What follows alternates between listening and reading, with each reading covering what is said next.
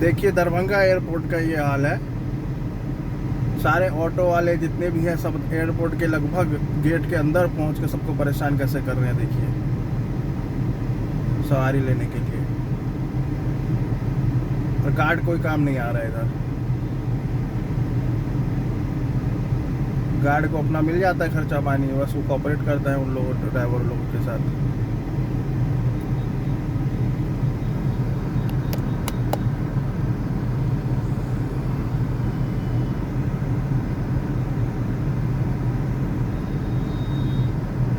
देखिए ये गार्ड है।